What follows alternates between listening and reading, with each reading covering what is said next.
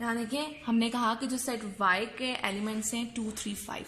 अब ये 3 एलिमेंट्स हैं जो मौजूद है x में, ये स्मॉल सेट है और ये लार्ज सेट है। ऐसा ही है ना, आपको सामने नजर आ रहा है, उसमें जो नंबर ऑफ एलिमेंट्स हैं वो ज्यादा है as compare to y।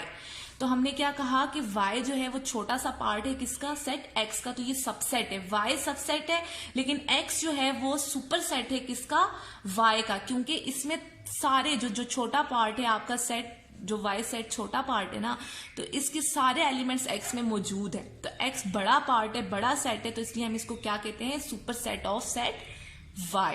Set x is a superset of set y as set x has all the elements of set y। Set x को हम क्यों superset कहते हैं, क्योंकि इसमें जो है set y के सारे एलिमेंट्स मौजूद है। Now let's see is every element of set z present in set x। अब z सेट को और x सेट को देखेंगे।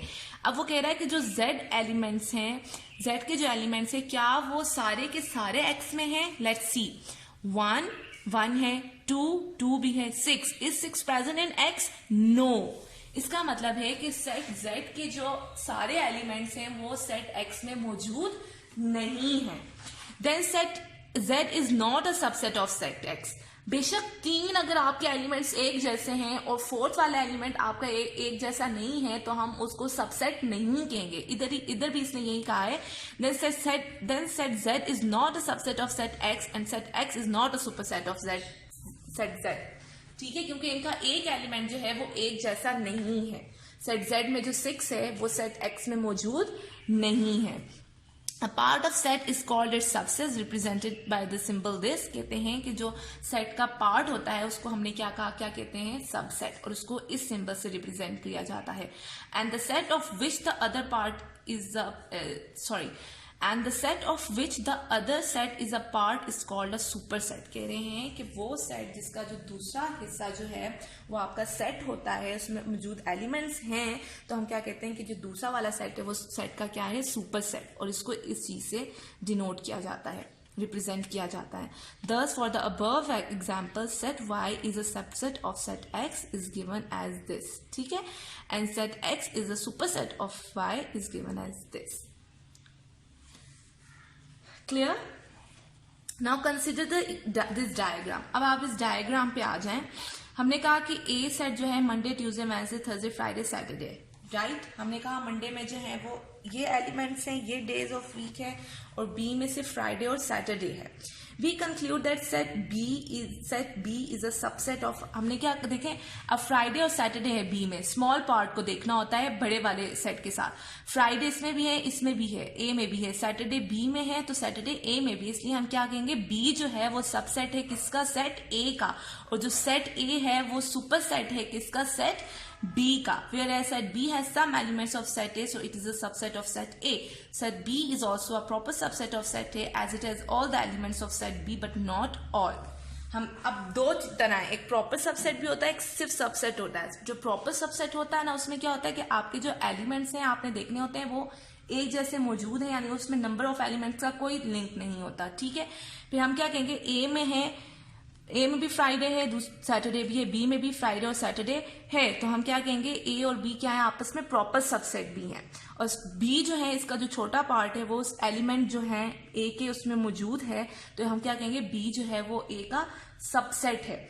और इसी तरह ए जो है वो सुपर सेट है किसका, बी का, क्योंकि उसमें सारे एलिमेंट्स मौजूद है किसके, आपका जो छोटा पार्ट है सबसेट का, मतलब जो सबसेट सेट बी है उसके सारे एलिमेंट सेट ए में है, तो इसलिए वो अपने आप को सुपर समझता है, तो इसलिए उसको क्या नाम दिया जाता है, सुपर सेट। और प्रॉपर सबसेट को जो है वो सिर्फ इस चीज से डिनोट किया जाता है, सी से, right. Now consider if all the elements of set A were present in set B, then set B is an improper subset of set A as it contains all the elements of set A।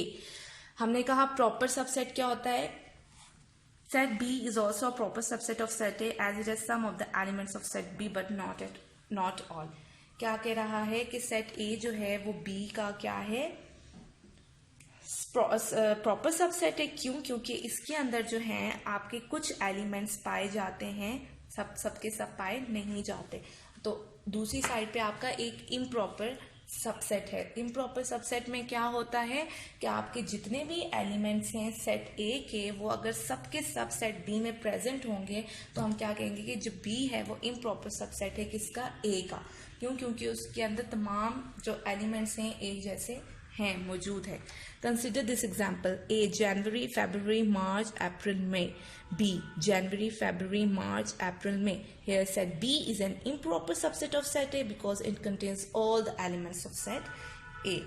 Right? इन दोनों के same है, numbers भी same है, number of elements भी same है, और इनके जो एलिमेंट्स हैं वो भी एक जैसे हैं, इसलिए इनको हम क्या कहेंगे, इम्प्रॉपर सबसेट। जिस तरह ओके क्लास 6, जिस तरह आपने पहले जो हमने पढ़ा था प्रीवियस, उसमें आपने आई होप कि आपने डेफिनेशंस लिखी होंगी। इसी तरह अब आपने पेज नंबर 9, 10, 11, 12, 13 पे जो आपकी टाइप्स ऑफ सेट्स हैं इनकी एग्जांपल्स लिखनी, सॉरी डेफिनेशंस विद एग्जांपल्स आपने अपनी नीट नोटबुक पे लिखनी है। For example finite sets, infinite sets, empty set, singleton set, equal sets, equivalent sets, subset and superset। यहाँ पे आपका प्रॉपर सबसेट है और यहाँ पे आपका इम्प्रॉपर सबसेट है। आपकी बुक पे सब कुछ लिखा है और आपने यहाँ से देखकर लिखना है। This is all for today, thank you.